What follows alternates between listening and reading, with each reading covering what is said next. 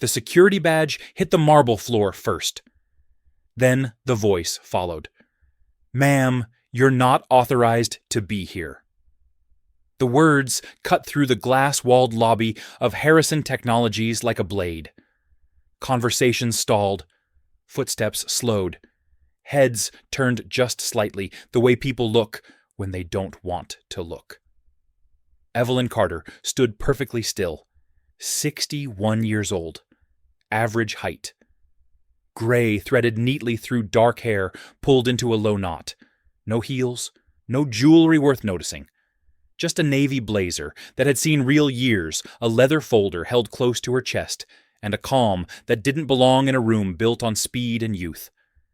The security guard's hand hovered near her elbow, uncertain now. He hadn't expected her to stop walking.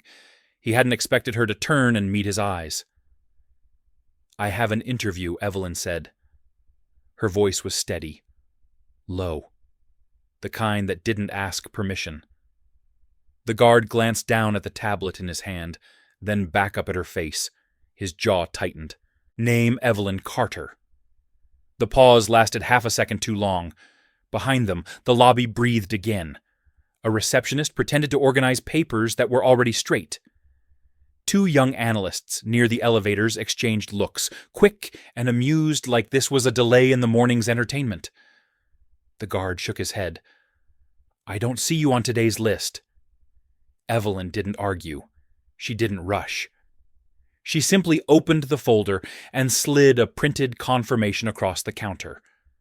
The paper was slightly worn at the edges, folded once too many times. Old habit. A working habit. The guard read it, his brow creased. Up on the 37th floor, the interview panel was already seated. Linda Shaw sat at the center of the table, posture rigid, red-framed glasses perched low on her nose. 56. Human Resources Director, a woman who believed deeply in policy metrics and the illusion of neutrality. To her right, Robert Miles leaned back in his chair, arms crossed, eyes fixed on the city skyline beyond the windows. 52. Vice President of Operations. He liked to say he was data-driven, which mostly meant he trusted numbers more than people. Across from them, Kevin Brooks tapped a pen against his notepad. 34. Director of Strategic Growth, Ivy League, fast talker, the future according to himself. The room smelled faintly of coffee and polished wood. Screens glowed silently along one wall, cycling through quarterly projections and buzzwords, agility, velocity, disruption. "This one's late," Kevin said, not bothering to hide his smirk. Linda glanced at her watch. "Security's probably sorting it out." Robert didn't turn. If she's late, that's already an answer. The elevator chimed. Evelyn stepped out onto the floor with the same measured pace. The carpet softened her footsteps, but every eye still found her. People noticed the wrong things first, the lack of a smartwatch, the paper folder, the way she didn't look impressed. A junior assistant stood and approached, smile tight. "Can I help you? I'm here for the Senior Operations Advisor interview," Evelyn said. The assistant blinked. "Oh, right. Follow me." As they walked, whispers trailed behind them, light but sharp. "She's older. Is this a consultant thing? Maybe she's lost." Evelyn heard all of it. She had heard worse in rooms with far less glass and far more smoke. She kept her eyes forward. Inside the conference room, Linda stood halfway, professional smile already in place. "Ms. Carter," she said, "thank you for coming in." Kevin's pen stopped tapping. Robert finally turned his chair. There it was, the recalculation, the subtle shift when expectation met reality and didn't like what it saw. "Please," Linda said, gesturing to the chair nearest the door. "Not the center, not the table head, the edge." Evelyn sat. For a moment no one spoke. The city hummed below them. Somewhere a siren wailed and faded. Linda cleared her throat. We appreciate your interest in Harrison Technologies. As you know, this role supports our ongoing leadership transformation initiative. Evelyn nodded. I read the brief. Kevin leaned forward. It's a fast-paced environment, he said. We're moving away from legacy thinking. The word legacy hung in the air, sharp and deliberate. Evelyn met his gaze. Legacy is only a problem when it's ignored, she said, or misunderstood. Robert raised an eyebrow. Linda interjected quickly. Perhaps you can walk us through your most recent role. Evelyn opened her folder. Inside were no glossy slides, no branding, just clean pages typed, annotated by hand in the margins. For the last 10 years, she began, I've worked as an independent operations advisor for mid-size manufacturing and logistics firms across the Northeast. Most of them were struggling, declining margins, aging infrastructure, leadership turnover. Kevin smiled thinly, and tech. Evelyn looked at him. Operations doesn't stop being operations because software gets faster. The smile didn't fade. It sharpened. Robert shifted in his seat. Our challenges are different, he said. We scale quickly. We don't have time for slow adjustments. Neither did they, Evelyn replied. That's why they called me. Linda glanced at Kevin, then back at Evelyn. Your background, she said, carefully appears extensive, but our culture skews younger, more dynamic. There it was, wrapped in politeness, delivered clean.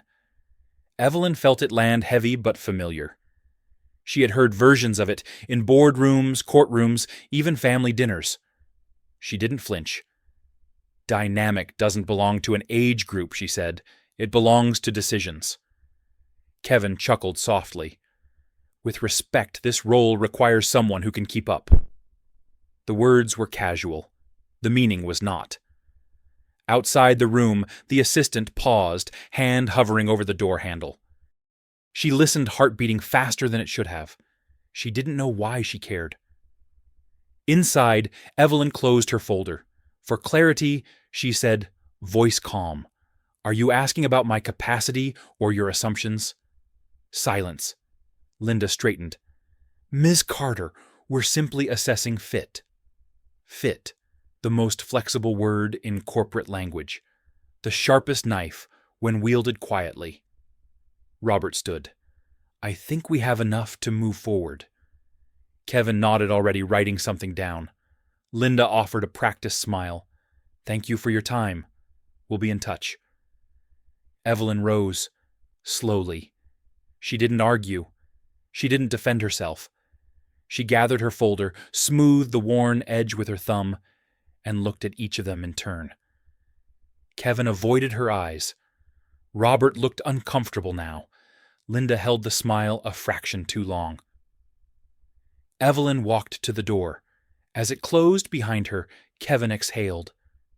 Well, he said that was something. Robert said nothing.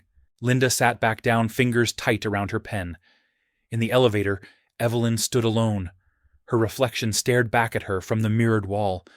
Not angry, not broken, just thoughtful. The doors slid shut. Down in the lobby, the security guard glanced up as she passed. Their eyes met again. This time, he stepped aside without a word. Outside, the city rushed on.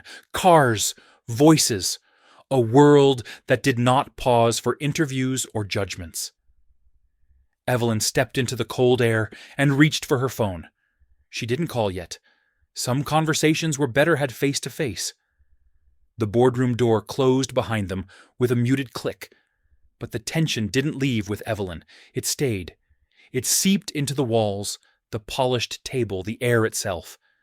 Kevin Brooks leaned back, lacing his fingers behind his head. Well, he said, exhaling, that was uncomfortable. Linda Shaw straightened the stack of resumes in front of her, even though they were already aligned.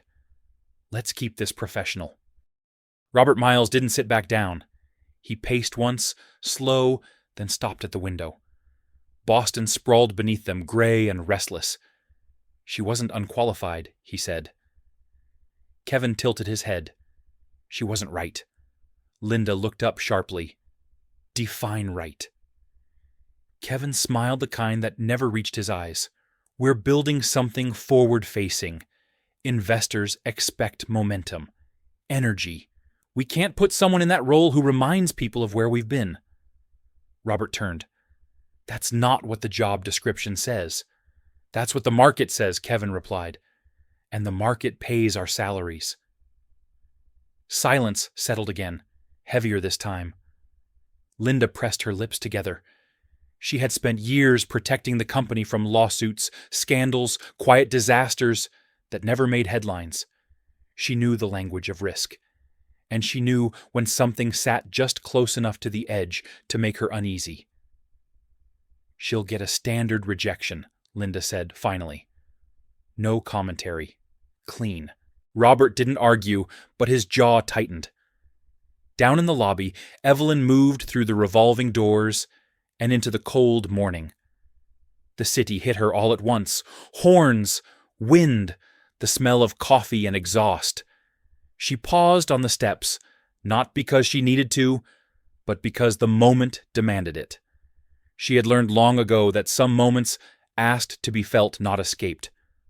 Across the street, a man in a heavy coat argued with a parking meter. A woman jogged past, earbuds, in breath visible in the air. Life, indifferent and relentless. Evelyn walked. She didn't head home. Not yet. Instead, she turned toward a small cafe, 2 blocks down the kind that hadn't changed its sign in decades. Inside, the warmth wrapped around her. A bell chimed softly as she entered. Morning, the barista said, already reaching for a mug. Black coffee, Evelyn replied. She took a seat near the window. From here, she could still see the upper floors of Harrison Technologies' glass, catching the pale sun. A fortress built on confidence and speed. Built, she thought, on forgetting. Her phone buzzed once on the table. She didn't pick it up immediately. She let it buzz, then stop.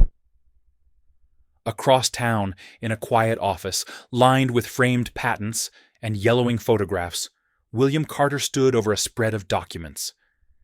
He had been reading the same page for 5 minutes without turning it. His assistant hovered in the doorway, unsure whether to interrupt. William looked older than his public photos suggested. Not frail, just weathered. 66 years of decisions etched into his face. He had stepped back from day-to-day operations years ago, believing distance would preserve clarity. Believing, perhaps foolishly, that the culture would hold without him. His phone lit up. Evelyn's name. He answered on the second ring. You're done. Yes. A pause. He knew her too well to ask how it went. They didn't throw me out, Evelyn said, almost gently. They didn't need to. William closed his eyes. Tell me. She did. Without drama, without accusation. She told him about the questions that circled instead of landing. The smiles that tightened. The word fit. The chair near the door. When she finished, there was a long silence. That shouldn't have happened, William said. No, Evelyn agreed. But it did. Across the table, her coffee cooled untouched. Outside, a delivery truck hissed to a stop. William's voice lowered. This wasn't supposed to be a test. I know. That's what worries me. Back at Harrison Technologies, the afternoon dragged. Kevin sat in his office, scrolling through emails, already forgetting Evelyn's face. To him, she was a delay, nothing more. Robert, however, couldn't shake the image of her standing, composed, folder in hand. He had seen that posture before, in people who had survived things. He pulled up the applicant tracking system and searched her name. Evelyn Carter. The screen loaded slowly. He frowned. There were gaps. Not red flags, just absences. Periods where her consulting work didn't align with the timeline she'd described. Projects unnamed. Clients listed as confidential. Robert leaned closer. He clicked one. Access restricted. That was unusual. He checked another. The same. A chill crept up his spine, subtle but insistent. He glanced toward Linda's office, then back at the screen. He told himself it was nothing. Consultants were often discreet. High-level work left fewer fingerprints. Still, the unease stayed. In the cafe, Evelyn finally picked up her phone. A message waited from an unknown number. "Thank you for coming in today. We'll be in touch." She didn't reply. She folded the message away like a receipt and stood pulling on her coat. As she stepped outside, the wind cut sharper now. She welcomed it. That evening, Harrison Technologies hosted a networking reception on the 39th floor. Glasses clinked, laughter rose and fell. Kevin worked the room effortlessly, trading jokes and handshakes. Linda smiled until her cheeks ached. Robert lingered near the edges, listening more than speaking. At one point, a junior analyst approached him, eyes bright. "Sir, did you see the new audit memo?" Robert frowned. "What memo?" She hesitated. "The one from the board, about external review protocols." His pulse quickened. "Send it to me." Minutes later, he stood alone by the window reading. Independent operational assessments, compliance oversight, cultural risk exposure. The words blurred together, but the meaning was clear. Something had shifted, quietly, deliberately. Across the room, Linda felt it too, a subtle change in the air. She caught sight of Kevin, laughing oblivious. And for the first time that day, a flicker of doubt crossed her face. At home, Evelyn set her folder on the kitchen table. She didn't open it. She poured herself a glass of water and stood at the sink, watching the dark settle outside. "You all right?" William asked softly from behind her. "Yes," she said. "I am." She turned to face him, but the company isn't. He nodded once. He already knew. Somewhere between the glass towers and the quiet kitchen, a line had been crossed. No alarms had sounded, no doors had slammed. But the ground had shifted all the same, and the people standing on it didn't yet realize how unstable it had become. The email arrived at 6:20 in the morning, quiet and clinical, stamped with the board's seal and no explanation attached. Mandatory compliance review. Attendance required. No agenda. Linda Shaw read it twice before the coffee finished brewing. Her fingers stayed on the phone longer than necessary. She told herself it was routine. Audits happened. Reviews happened. This was what well-run companies did. Still, she changed her blouse. Across the city, Kevin Brooks skimmed the same message while lacing his shoes. He snorted, already composing a joke about overcautious governance. He sent a quick reply, confirming attendance, and closed the app without another thought. The day was packed. The market was restless.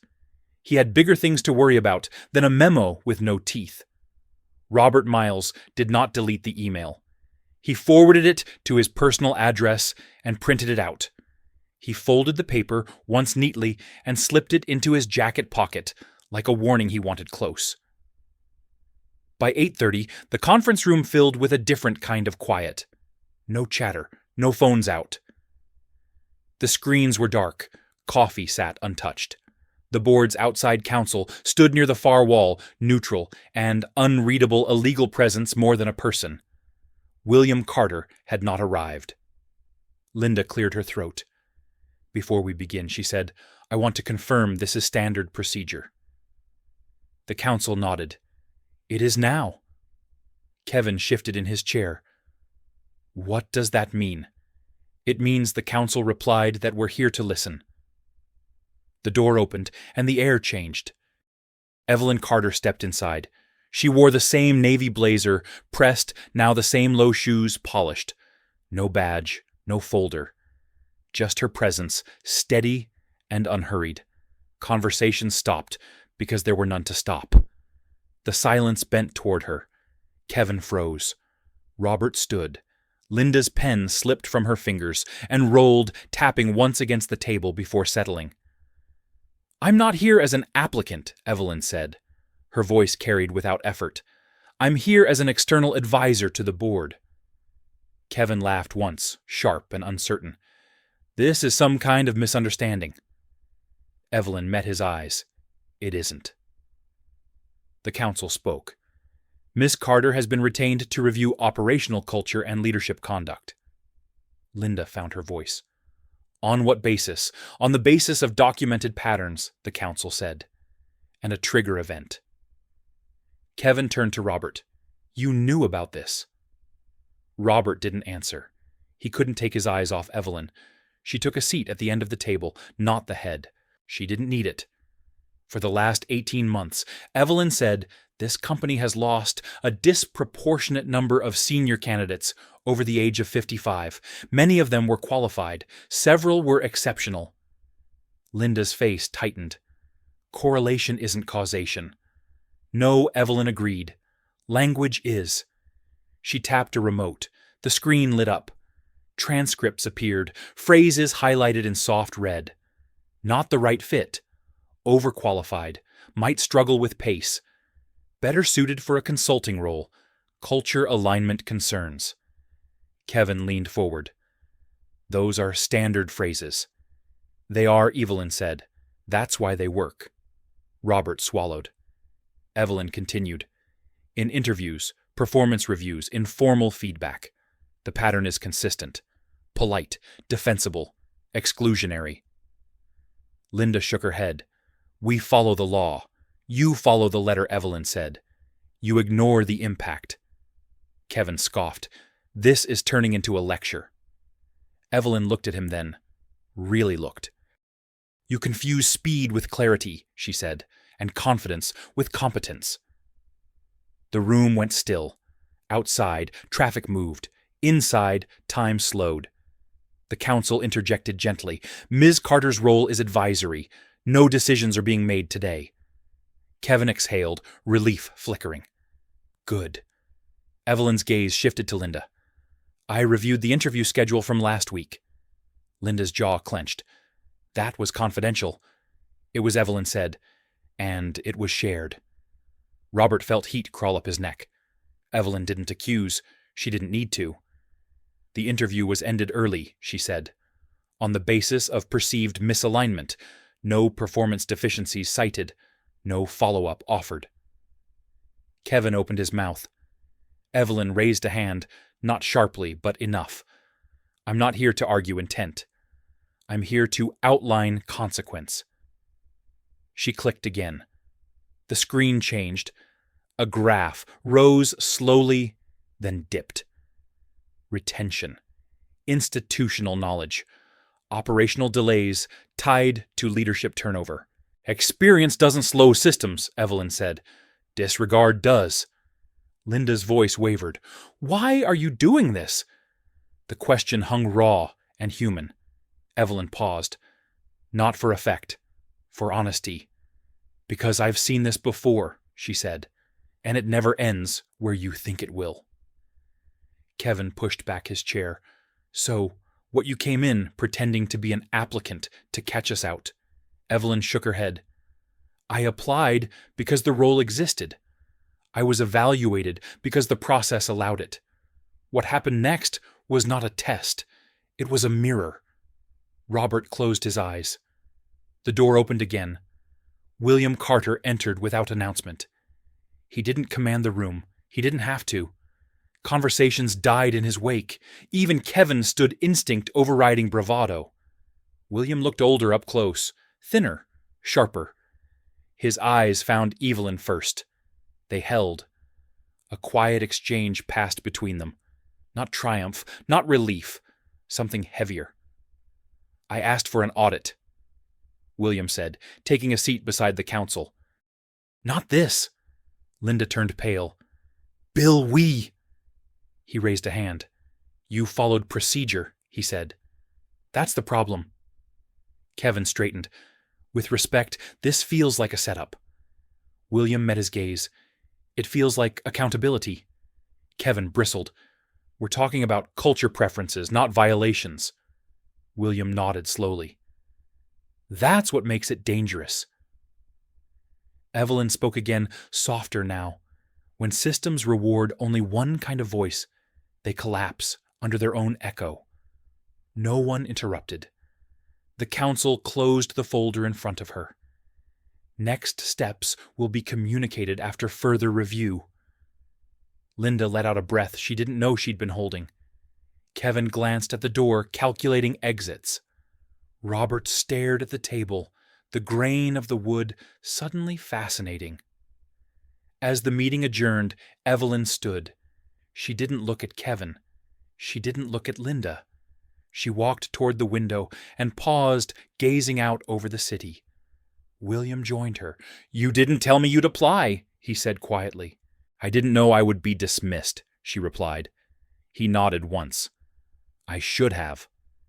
"No," she said. "You should have trusted the system. Now we know what it does." Behind them, chairs scraped. Voices returned, cautious and low. Kevin left, first jaw, set phone already in his hand. Linda lingered, gathering papers that no longer felt protective. Robert stayed seated, eyes on Evelyn's reflection in the glass. Outside, clouds rolled in thick and low. The city dimmed. Somewhere deep in the building, a foundation shifted, not with noise, but with inevitability. The hallway outside the boardroom emptied slowly, like a tide pulling back and exposing what had been hidden underneath. Shoes scuffed, voices dropped, doors closed too softly, the way people behaved when they were afraid of being remembered. Kevin Brooks walked fast shoulders, squared, jaw locked. His phone buzzed twice before he reached the elevator. He ignored it. Then a third time, he stabbed the screen. What he said, not bothering to mask his irritation. A voice crackled through. Compliance just froze the hiring pipeline. Kevin stopped walking. "That's not possible." "It is," the voice said. "Effective immediately. All senior roles. Temporary hold pending review." Kevin stared at the brushed steel elevator doors. His reflection warped and unfamiliar. Who authorized that? There was a pause. The board. The line went dead. Inside the conference room, Linda Shaw sat alone, fingers interlaced so tightly the knuckles had gone white. She had spent her career believing in systems, in checklists, in the quiet power of documentation. Now the room felt hostile, as if the walls themselves had been listening. She replayed the interview in her head frame by frame. The chair near the door, the way she had ended it early, the words she had chosen because they were safe. Not the right fit. Her phone vibrated. An internal message from legal. "Please preserve all correspondence related to candidate evaluations over the past 2 years. Do not delete or alter records." Linda closed her eyes. Down the hall, Robert Miles leaned against a column, staring at nothing. He had not followed the others out. He needed air. He needed time. What he had just witnessed had cracked something open, and he wasn't sure he liked what was inside. He had always told himself he was neutral. Data-driven. Above bias. Now he saw how easy it was to let momentum decide for you. How simple it was to mistake consensus for correctness. A memory surfaced uninvited. His father standing in a machine shop years ago, hands blackened with oil, explaining a system Robert had been too young to understand then. The man had been right. He always was. And no one had listened. Robert pushed away from the wall and headed for his office. On the other side of the building, Evelyn sat with the outside counsel in a small, windowless room. No glass, no screens. Just a table, 2 chairs, and a pitcher of water, neither of them touched. "You could have declined," the counsel said quietly. Evelyn nodded. "I considered it." And yet Evelyn said this was the cleanest way to see the truth. The counsel studied her. "You understand, this will escalate. It already has, Evelyn replied. Escalation isn't the danger. Avoidance is. The counsel allowed herself a thin smile. You're not what they expected. Evelyn's lips curved just slightly. Neither are you. Across town, the cafe had gone quiet. Mid-morning lull. Evelyn had returned there without planning to. Old habits had a way of guiding the feet before the mind caught up. She sat at the same window table, hands wrapped around a fresh cup of coffee. Outside, the wind had picked up, pushing newspapers along the sidewalk. People hurried collars up, eyes forward. Her phone buzzed. This time, she answered. I heard William said. Evelyn didn't ask how. It's moving fast. It will slow, he replied. It always does once lawyers get involved. She watched a man struggle to fold an umbrella against the gusts. Kevin thinks this is about him. William sighed. It isn't. He'll make it so. Silence stretched between them, filled with things neither said. Years of partnership had taught them when to let quiet speak. Are you all right? William asked finally. Yes, Evelyn said. Are you? He hesitated. I'm angry. Evelyn closed her eyes. Then let that be yours, not mine. Back at Harrison Technologies, an emergency meeting convened without ceremony. Directors dialed in. Advisors joined silently, cameras off. The mood was brittle. Every word weighted. We're exposed, one voice said. This could become public. Another countered, only if mishandled. Kevin leaned forward into the camera. We need to control the narrative. William's image flickered on screen, calm and still. There is no narrative, he said. There are facts. Kevin scoffed. With respect, facts don't trade on the market. Perception does. William's eyes hardened. Then perhaps perception needs correcting. Linda spoke up, voice tight. We followed procedure. Yes, William said. You did. The word landed like a verdict. Robert unmuted himself. Procedure can be wrong. Heads turned. Kevin stared. Since when are you the moral compass? Robert didn't blink. Since today. A murmur rippled through the call. William raised a hand. Enough. This is not a trial. Not yet. The word yet echoed. Legal counsel cleared her throat. Our recommendation is measured response, internal review, leadership coaching, no immediate personnel actions. Kevin exhaled relief. Obvious.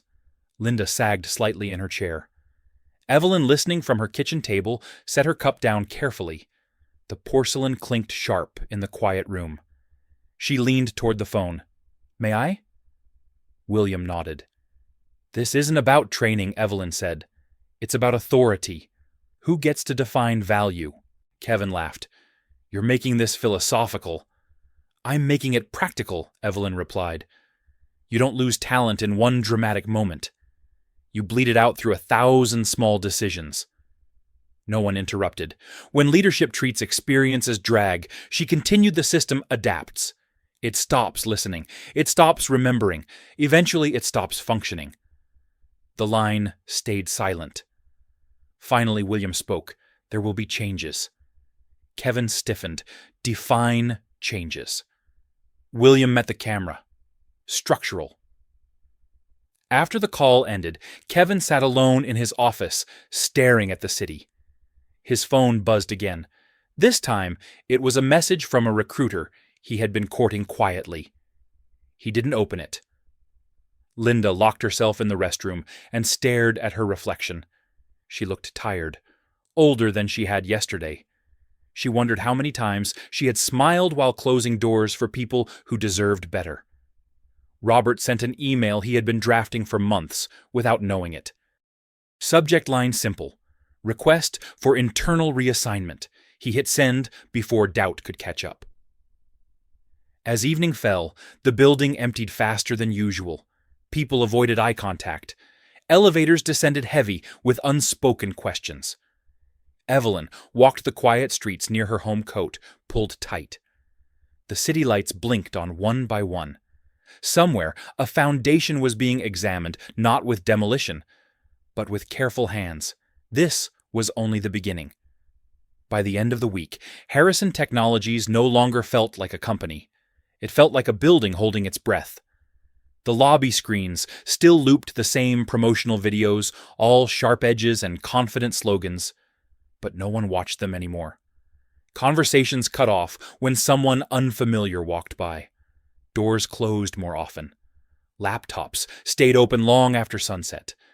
Not because people were working harder, but because no one wanted to be the first to leave. Kevin Brooks noticed the shift immediately.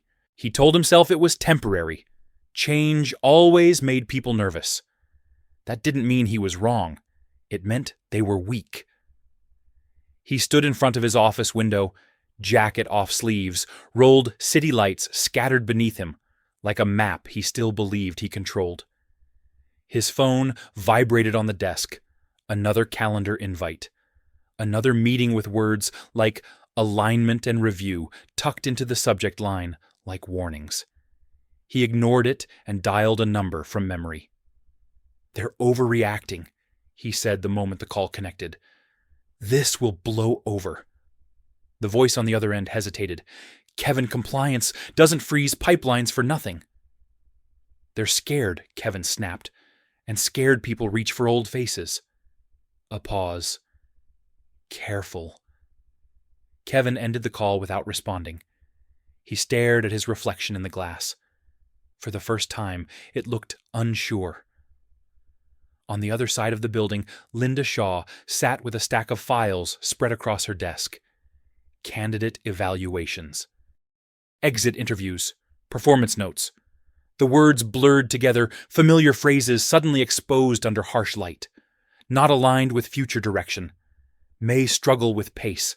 Cultural mismatch. She had written some of them herself. Her phone chimed. A message from legal. "Please confirm receipt of document preservation notice." Linda typed back yes, with fingers that felt stiff. She leaned back in her chair and closed her eyes. She had always believed she was fair. She had told herself she was protecting the company, protecting people from disappointment. Now she wondered how many disappointments she had quietly authorized. Robert Miles watched the same storm from a different vantage point. His office was smaller, less polished, a relic of an earlier era when space was assigned by function rather than optics. He hadn't decorated it in years. He had spent the morning pulling data, turnover rates, project delays, quiet failures that never made reports. When he overlaid them with leadership changes, a pattern emerged so clean it made his stomach turn. This wasn't about age alone. It was about listening. He forwarded the analysis to Evelyn with a short note, for context.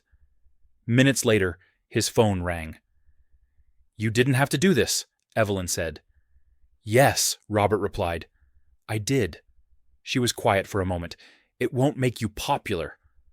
"I'm past that," he said. "I think I always was." That afternoon the board reconvened, not formally. No agenda. Just voices filling the line, cautious and sharp. "This can't become a headline," someone said. "It already is," internally another replied. "People talk." Kevin leaned into the microphone. "We need to reassert direction, strength. This company can't look like it's apologizing for success." Evelyn's voice cut through calm and unyielding. "Acknowledging harm isn't weakness." Kevin scoffed. "From your perspective." "From any perspective that plans to last," she said.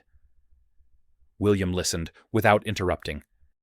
He had learned long ago that the loudest voices often revealed the least. When he finally spoke, the room stilled. "We built this company to solve problems," he said, "not defend habits." Kevin stiffened. "Are you questioning our leadership?" "I'm questioning our assumptions," William replied. "There's a difference." Silence followed, thick and uncomfortable. Outside the call, employees gathered in small clusters, pretending to discuss work. Rumors moved faster than memos. Someone had seen legal boxes arrive on the 41st floor. Someone else swore an outside firm was already interviewing managers. Fear didn't announce itself. It crept. That evening, Evelyn sat at her dining table, paper spread before her, the lamp casting a soft circle of light. William watched from the doorway, arms crossed, concern etched deep. "You're carrying this," he said. She didn't look up. "It needs carrying by you." She paused, then nodded. "If not me, who?" He stepped closer. "This started with an interview. It started long before that," Evelyn said quietly. "The interview just made it visible." Her phone buzzed, a message from an unknown number. "We should talk. Kevin." Evelyn stared at the screen. She didn't reply. The next morning, Harrison Technologies announced an internal listening initiative. Town halls, surveys, workshops, words carefully chosen to sound responsive without conceding fault. Kevin read the announcement twice, jaw tightening. This wasn't control, this was concession. He marched into Linda's office without knocking. "This is a mistake," he said. Linda looked up slowly. "We're past mistakes. You're letting them rewrite the company." She folded her hands. "We're letting the company see itself." Kevin laughed, sharp and humorless. "You've gone soft." Linda held his gaze. "Or maybe I've gone honest." He turned and left, slamming the door hard enough to rattle the frame. In the hallway, he nearly collided with Robert. "Enjoying your moment," Kevin sneered. Robert didn't flinch. "This isn't a moment. It's a reckoning."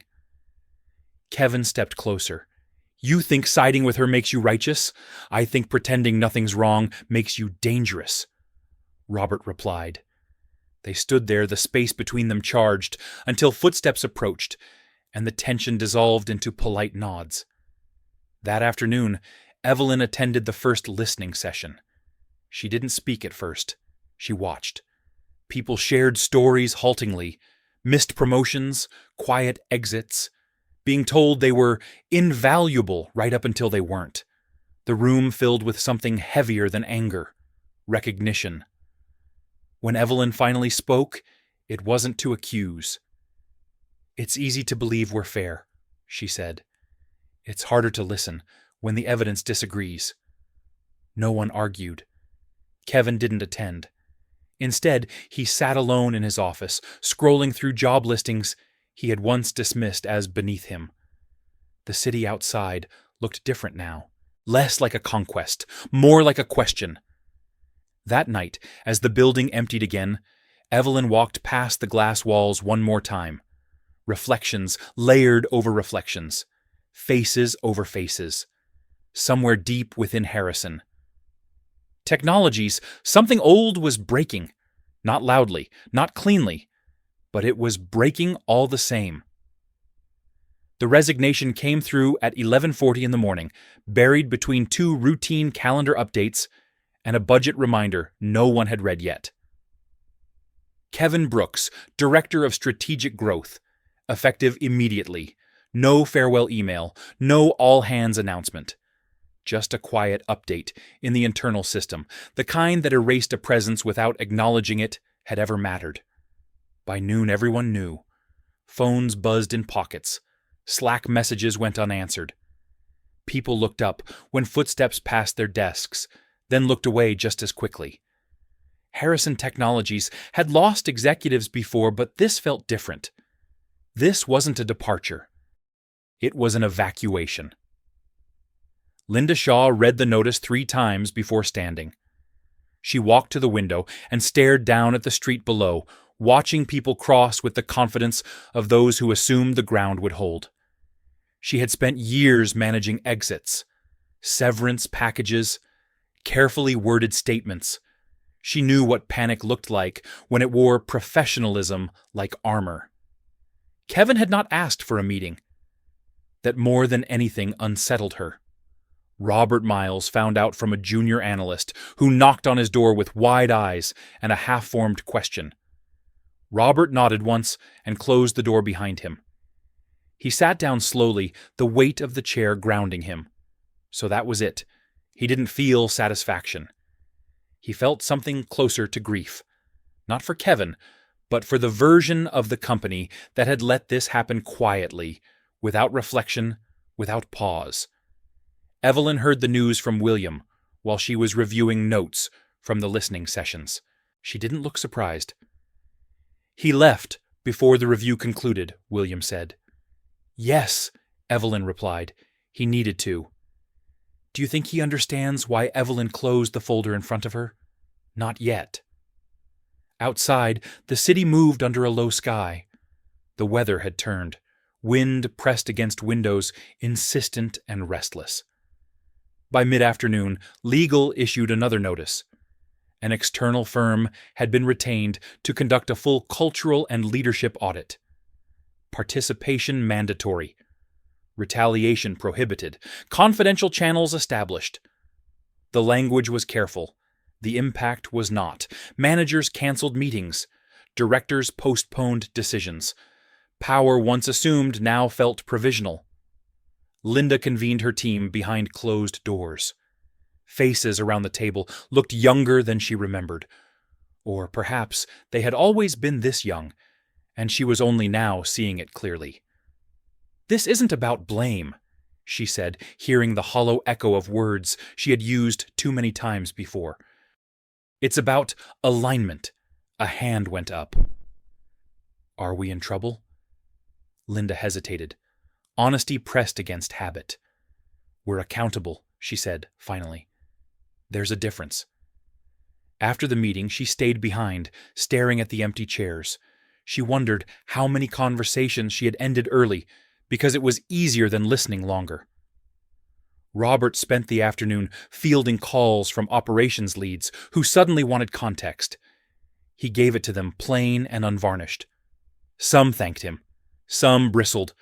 One hung up mid-sentence. At 4 o'clock, his phone rang again. Robert Evelyn said, "Do you have a minute?"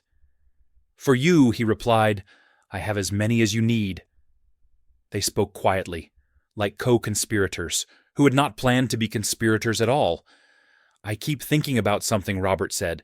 "If you hadn't applied, would we have seen this?" Evelyn didn't answer immediately. Eventually, she said, "But not in time. That bothers me." "It should," she replied. "It bothers me too." As evening approached, an email went out company-wide, from William Carter. No subject line, just his name. He wrote plainly, about founding the company, about mistakes made when growth outpaced reflection, about listening to voices that had been sidelined because they didn't fit a narrative of speed. He did not mention Evelyn. He did not mention Kevin. He did not apologize in the way people expected. Instead, he ended with a sentence that landed harder than any apology. "We will not confuse momentum with progress again." The message spread beyond the company within hours. Former employees forwarded it. Industry peers commented. Analysts speculated. The story was no longer internal. Kevin read the email in a hotel room overlooking the river. His bags were still unpacked. The room smelled faintly of disinfectant and anonymity. He tossed his phone onto the bed and paced. He told himself he had chosen this, that he had stepped away before being pushed, that there were other companies, other roles, other places that valued decisiveness over hesitation. Still, the words echoed. Confuse momentum with progress. He poured himself a drink and didn't taste it. Back at Harrison Technologies, the first day of interviews began quietly. Conference rooms once reserved for presentations now hosted conversations that ran long and ended without neat conclusions. Evelyn sat in on several, saying little, listening closely. Patterns emerged. Not villains, not monsters. Just habits, reinforced by reward structures that no one had paused to question. Late that night, she and William sat in their living room, the house dim, except for a single lamp. Papers lay scattered across the coffee table. "You're changing the company," William said. Evelyn shook her head. "I'm reminding it what it already knew. He studied her. At cost. She met his gaze. Growth always costs something. The question is what you're willing to spend. The following morning, Linda requested a meeting with Evelyn. Not through assistants, not through legal, direct. They sat across from each other in a small office that smelled faintly of lemon cleaner. Linda's hands rested flat on the table, a posture of surrender she hadn't consciously chosen. "I owe you an apology," Linda said. Evelyn waited. "I told myself I was being fair," Linda continued. "I told myself the system protected everyone equally. I see now how often I used it to avoid discomfort." Evelyn nodded once. "Discomfort isn't the enemy," she said. "Silence is." Linda swallowed. "What happens to people like me?" Evelyn considered her carefully. "That depends on what you do next." The answer was neither threat nor comfort. It was possibility. By the end of the week, Harrison Technologies felt different again. Not lighter, not calmer, but awake. Hallways buzzed with quieter conversations. Meetings took longer. Decisions slowed not from fear, but from scrutiny. Some called it dysfunction.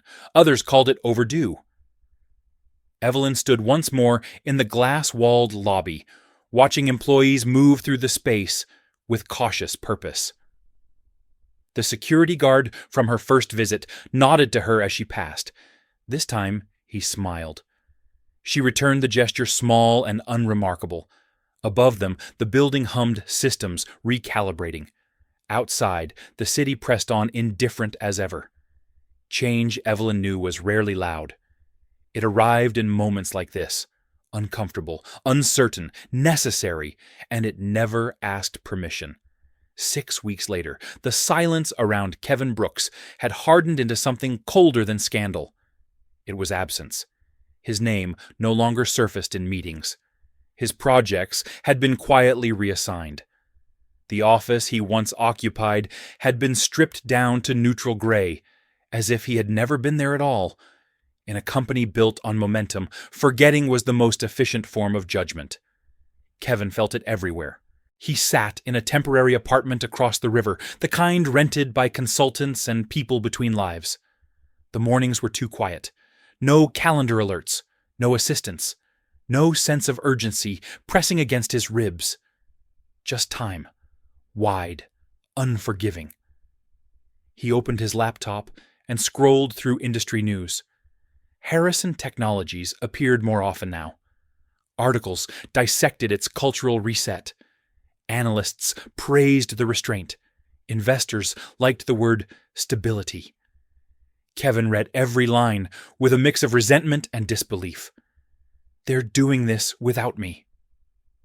The thought lodged deep and refused to move. Back at headquarters, the building no longer held its breath. It had exhaled slowly, cautiously. The audit continued. Interviews stacked into days, then weeks. Patterns sharpened. Recommendations followed. Evelyn Carter walked the halls without escort. People recognized her now, not with awe, but with a wary respect that carried weight. She spoke little. She watched closely. In a conference room overlooking the river, she sat with Robert Miles and 2 members of the board. Papers lay spread out, marked with notes, written in different hands. "The data is consistent," Robert said. "Turnover drops when experience is retained. Decision quality improves when dissent isn't punished." One board member nodded. "And the cost," Evelyn answered before Robert could. "The cost is time," she said, "and humility." The other board member leaned back. "Those are expensive." "They're cheaper than collapse," Evelyn replied. No one argued. Linda Shaw waited outside the room, fingers clasped tightly. She had been asked to stay, not because she was safe, because she was useful. When Evelyn emerged, Linda straightened. "They want me to lead the policy rewrite." Evelyn studied her. "Do you want to?" Linda hesitated. "I think I need to." "Then do it," Evelyn said. But don't confuse compliance with conscience. Linda nodded, absorbing the words like a bruise. Across town, Kevin sat across from a recruiter who smiled too quickly and listened too carefully. The office smelled like synthetic citrus and ambition. "We love your drive," the recruiter said. "Your decisiveness." Kevin leaned forward. "Then what's the hesitation?" The recruiter folded her hands. "There's concern about fit." The word hit harder than Kevin expected. Fit with what he asked. "With leadership philosophy," she replied. "Culture matters now." Kevin laughed once sharp. "Since when?" The recruiter didn't smile back. Since companies started paying attention. He left the office with a polite handshake and an answer that wasn't one. That evening, Evelyn attended a small dinner hosted by the board. No press, no speeches, just conversation and food that went untouched. One of the directors, a woman with silver hair and a reputation for seeing through, people watched Evelyn closely. "You could have stayed out of this," she said. Evelyn met her gaze. "I tried, and yet here you are." "Yes," Evelyn said, "because neutrality isn't harmless." The director nodded slowly. "You remind me of the early days, before scale made us careless." Evelyn smiled faintly. "Scale doesn't cause carelessness. Permission does." Later, as the dinner wound down, William joined her by the window. The city lights shimmered below, distant and constant. "You've changed the tone," he said. Evelyn shook her head. The tone was always there. It just wasn't being heard. He studied her profile. "You're making enemies. I know. Are you ready for that?" She turned to face him. "I've been ready my whole life." The following week, Harrison Technologies released its internal report. Not all of it. Enough. It outlined failures without naming villains. It acknowledged harm without dramatics. It committed to changes with timelines and accountability. The reaction was mixed. Some praised the transparency. Others called it theater. The stock dipped slightly, then recovered. Kevin read the report alone, scrolling slowly. His name wasn't there. Neither was his voice. The omission burned more than accusation would have. He poured another drink and stopped halfway, glass hovering. His reflection in the window looked older than he remembered. He set the glass down, untouched. At headquarters, a town hall filled the main auditorium. Employees gathered, uncertain but present. Evelyn stood at the side, not on stage. William addressed the room. He spoke of responsibility, of listening, of the danger of believing speed excused blindness. When he finished, questions followed. Real ones, hard ones. A young engineer stood. What happens when the pressure returns? William didn't answer immediately. Evelyn stepped forward. "Then you remember why you slowed down," she said. "And you choose again." The room held her words carefully. After the hall emptied, Robert approached her. "You've done what you came to do." Evelyn considered that. "Not yet." "What's left?" She looked out at the rows of empty seats. "Seeing who stays." Across the river, Kevin packed his apartment. The lease was up. So was his patience. He had an offer now. Smaller company, less visibility, more control. He folded a suit carefully, hands steady. He told himself this was a reset, not a retreat. As he zipped the bag, his phone buzzed. A message from an unknown number. "You were good at moving fast. You just forgot to look back. No signature." Kevin stared at the screen, breath shallow. For a moment, he considered replying. Then he deleted the message and shut the phone off.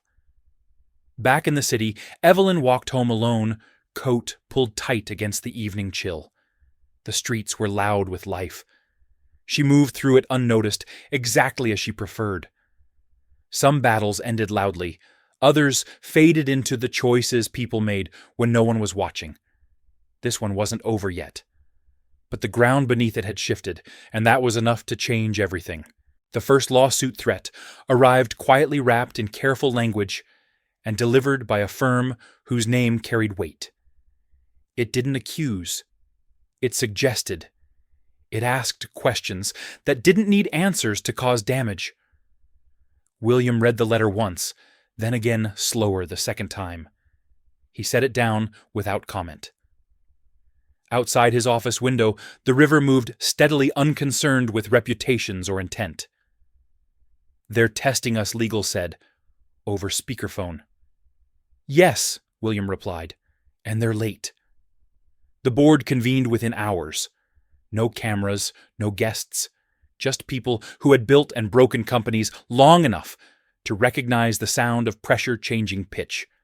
"They'll claim constructive dismissal," one director said. "Hostile environment." "From whom?" another asked. "From anyone who left before this reset," legal answered.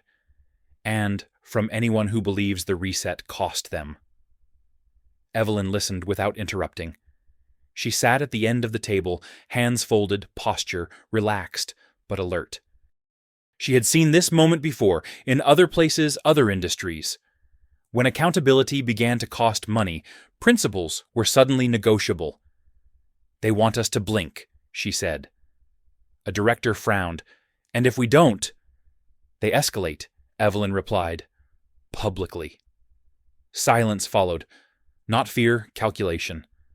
William leaned back. "Then we don't blink." The decision rippled outward. Statements were drafted and redrafted, language sharpened. Nothing defensive, nothing apologetic. Facts only. Process. Documentation. A record that spoke for itself.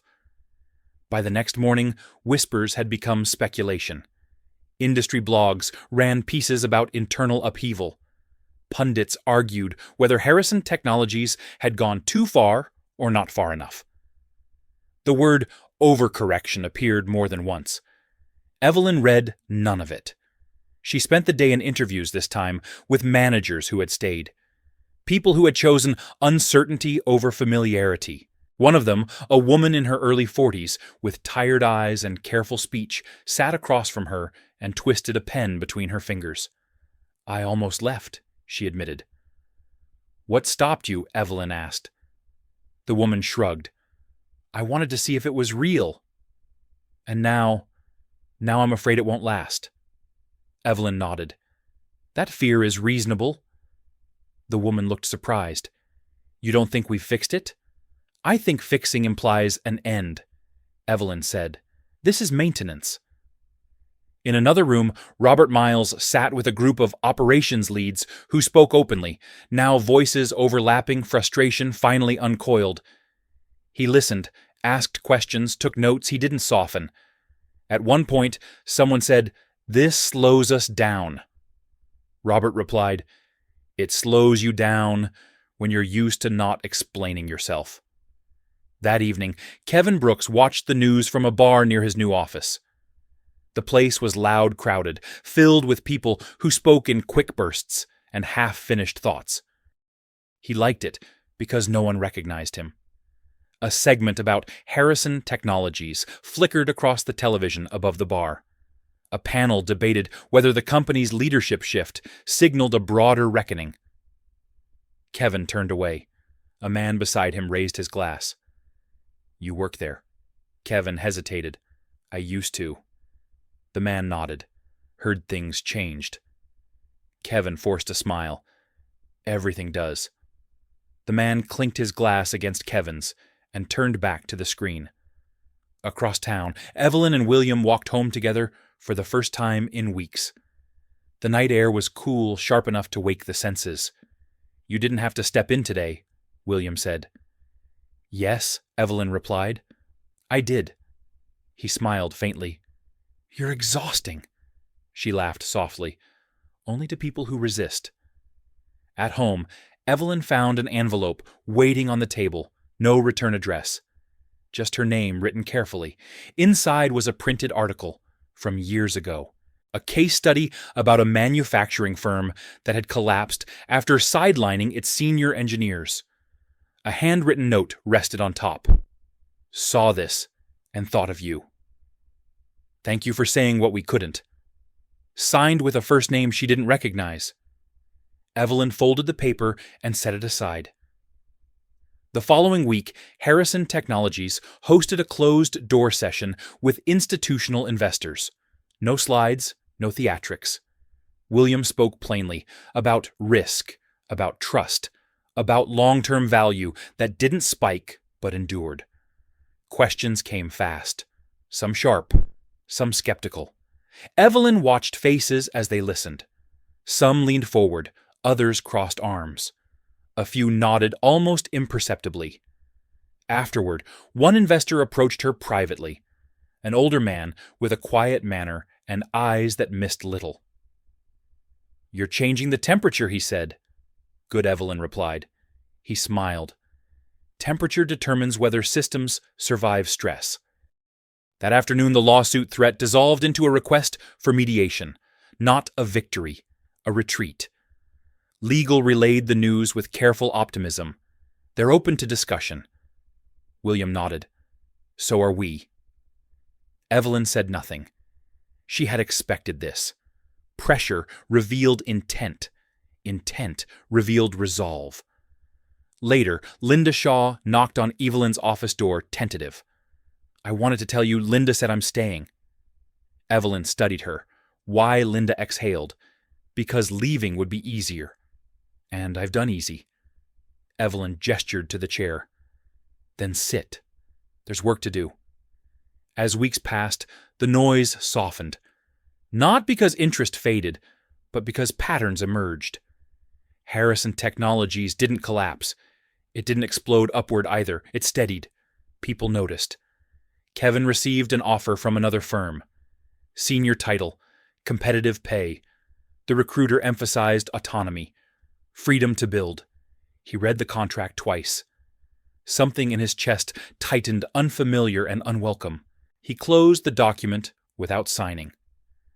Back at Harrison Technologies, a young manager stopped Evelyn in the hallway. "Can I ask you something?" "Yes." "Were you scared when this started?" Evelyn considered the question. "I was afraid of what would happen if it didn't." The manager nodded, absorbing that, and walked on. Late one evening, Evelyn stood alone in the lobby, watching the reflections move across the glass. The building no longer felt like it was holding its breath. It felt like it was learning how to breathe differently. Change had brought resistance. It had brought risk. It had drawn lines that could not be erased. But it had also revealed something quieter and more enduring. People stayed. And for Evelyn, that mattered more than any headline. The call came on a Sunday morning, the kind of morning meant for slow coffee and unread newspapers. William answered it before the second ring, already awake, already braced. "They're filing," legal said. Not the original group. A smaller one. Former managers. Alleging reputational damage. William closed his eyes. On what grounds? Constructive marginalization. Loss of future opportunity. In the kitchen, Evelyn paused with the kettle in her hand. She had heard enough. "They were warned," William said. "Yes," legal replied. "Which they'll argue proves intent." When the call ended, the kettle clicked off by itself. Steam curled into the quiet room. So William said, turning to her, "This is the part where it gets personal." Evelyn poured the water slowly. It always was. By Monday, the filing was public. Headlines framed it as backlash, as consequence, as proof that reform carried a price tag. Commentators lined up some thoughtful others, eager for blood. Harrison Technologies responded with restraint. A short statement, acknowledgement, commitment to process, no defensiveness, no counterattack. Inside the company, the reaction was less measured. A senior architect resigned without notice. 2 managers requested transfers. 1 director demanded a private meeting with the board and left it pale and silent. Robert Miles watched it unfold with a tightening chest. This was the part no data set could predict. The moment when people decided what kind of discomfort they were willing to live with. He found Evelyn in her office late that afternoon, reviewing deposition timelines. "They're scared," he said. "Yes," Evelyn replied. "Some of them will leave." "Yes." He hesitated. "Is that acceptable?" Evelyn looked up. Her eyes were steady, not unkind. "It's inevitable." The deposition schedule landed like a weight. Names, dates, rooms stripped of warmth by design, lawyers with voices trained to sound neutral while cutting deep. William insisted on being deposed first. "I'm the anchor," he said. "They'll try to drag everyone else through me." Evelyn didn't argue. She knew when to let him choose his ground. The morning of the deposition, the building felt different again, quieter. Not tense, focused. William sat at the long table, hands folded, posture calm. The opposing counsel smiled without warmth. "Mr. Carter," she began, "when did you become aware of dissatisfaction among senior leadership?" William didn't rush, "When I stopped confusing silence with agreement." The questioner blinked. Over the next hours they circled. They probed motives. They suggested vendettas. They implied favoritism. William answered plainly. He did not mention Evelyn unless asked. When he did not defend. He stated facts. She applied, he said. She was evaluated. The process revealed issues, beneficial issues, the counsel said. Necessary ones, William corrected. Evelyn's deposition came 2 days later. She walked into the room without notes, without hesitation. The attorneys adjusted in their seats, surprised by the lack of visible armor. "Ms. Carter," one began, "were you aware of your husband's role when you applied?" "Yes." "Did you disclose that no? It was not requested, so you withheld information." "I followed instructions," Evelyn replied. They pressed harder. "Did you anticipate the outcome of the interview?" "No." "Did you hope it would fail?" Evelyn met the question evenly. "I hoped it would be fair." Silence followed. "Do you believe the individuals involved acted maliciously?" "No," Evelyn said. "I believe they acted habitually." The word landed with weight. Outside the deposition rooms, the company held steady. Teams met. Work continued. Not perfectly, not easily, but deliberately. Linda Shaw testified last. Her voice shook at first, then steadied. "I believed I was protecting the company," she said. "I now understand I was protecting myself." The attorneys exchanged glances. By the end of the week, mediation was scheduled.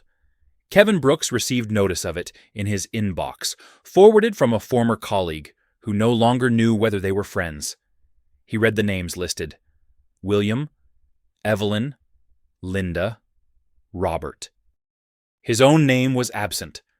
He sat back in his chair, the office around him unfamiliar despite the expensive furniture. He had signed the contract 2 days earlier. New firm, new title, clean slate. And yet he felt curiously unmoored. That night, he searched for Harrison Technologies in the news again. This time, he read the comments. The long ones, the thoughtful ones. People sharing stories of being edged out quietly, of being told they were valuable until they weren't. Kevin closed the laptop. At mediation, the air was thick but civil. The plaintiffs' attorneys laid out their grievances, lost prestige, stalled careers, emotional toll. William listened. Evelyn watched faces. When it was her turn, Evelyn didn't speak about policy or law. She spoke about systems. Every organization teaches its people what is rewarded, she said. For years, this one rewarded speed and sameness. That doesn't make anyone evil.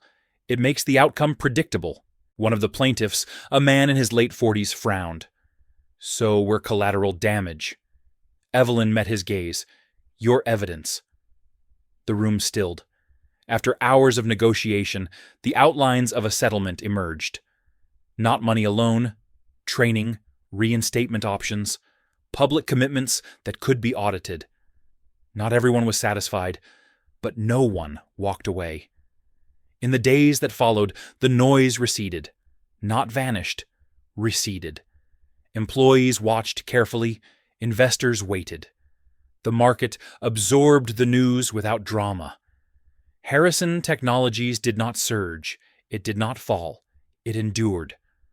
One evening, as autumn settled fully into the city, Evelyn walked past the cafe where she had first sat after the interview.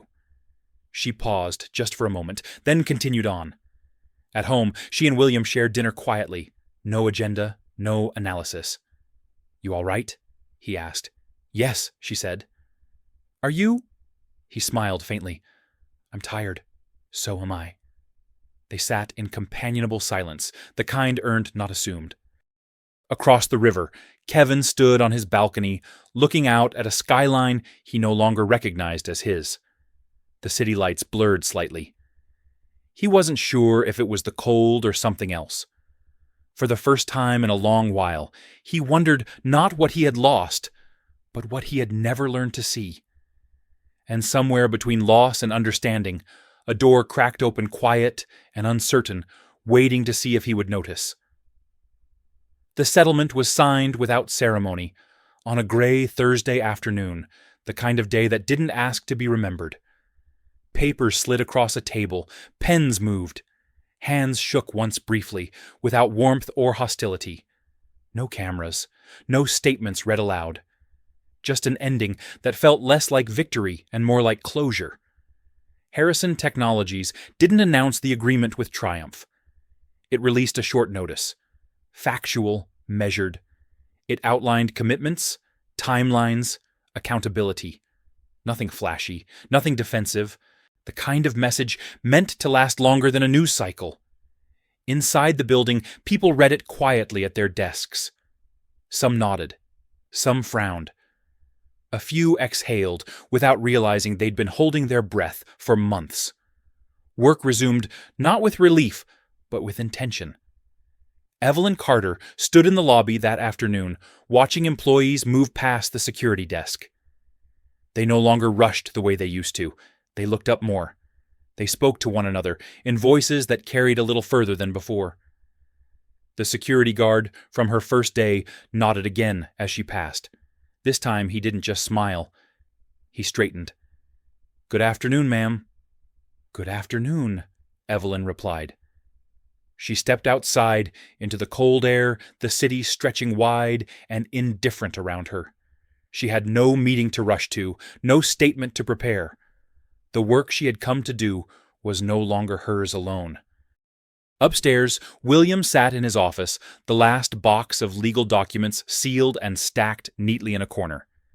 He stared out the window, hands resting flat on the desk, thinking not of markets or headlines, but of time. Of how quickly it passed, of how slowly trust returned. When Evelyn came in, he didn't look surprised. "It's done," he said. She nodded. "It is. You don't look relieved." "I'm not," she replied. "I'm finished." He smiled at that. "There's a difference." "Yes," Evelyn said, "and it matters." Robert Miles packed up his office that same evening. Not because he was leaving, but because he was moving. Smaller space. Closer to the teams he'd spent too long observing from a distance. He taped a handwritten note to his door for the next occupant. "Listen longer." Linda Shaw walked through the empty HR floor, after hours' lights dimmed footsteps echoing softly. She paused at a desk where a junior analyst had once cried quietly during an exit interview. Linda hadn't known then what to say. She knew now.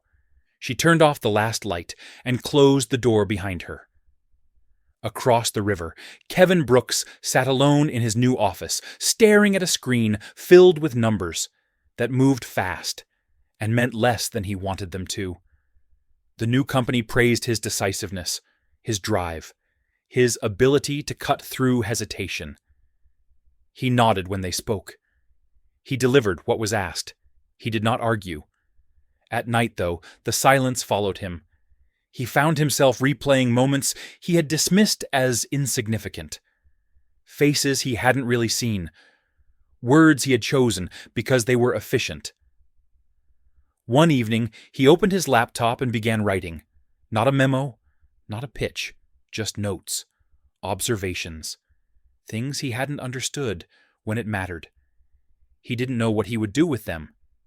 He only knew he couldn't keep pretending they didn't exist.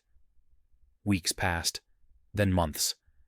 Harrison Technologies stabilized, not perfectly, not quickly, but steadily. New leaders emerged quieter than the last generation, more deliberate. Meetings took longer.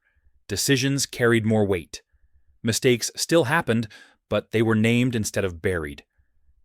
Evelyn declined a permanent role. She consulted when asked. She advised when needed. Most days, she walked the city, blending into its rhythm content to let systems evolve without her constant presence. One afternoon, she returned to the cafe near the office tower. The same table by the window, the same chipped mug. Outside, people hurried past, unaware of the small revolutions that shaped their lives. The barista recognized her. "Haven't seen you in a while." "I've been busy," Evelyn said. "Good busy?" "Yes," she replied. "Necessary busy." She finished her coffee and stood, leaving exact change on the table. As she stepped outside, her phone buzzed. A message from an unknown number. "Thank you for staying when it got hard." She slipped the phone back into her coat pocket and walked on. That evening, Evelyn and William sat together on their balcony, the city lights blinking on one by one. No legal talk, no strategy. Just the quiet satisfaction of knowing something difficult had been faced without flinching. "You think they'll remember?" William asked. Evelyn considered the question without speaking it aloud. "Some will," she said. "Enough." Below them, traffic moved. Lives continued. Systems adjusted. The world didn't change all at once. It never did. It shifted because someone refused to accept what was convenient over what was right. If this story felt familiar, if you've ever been judged before being heard or dismissed before being understood, stay with us. Like the video, subscribe to the channel, and comment 3 words below, "I was there."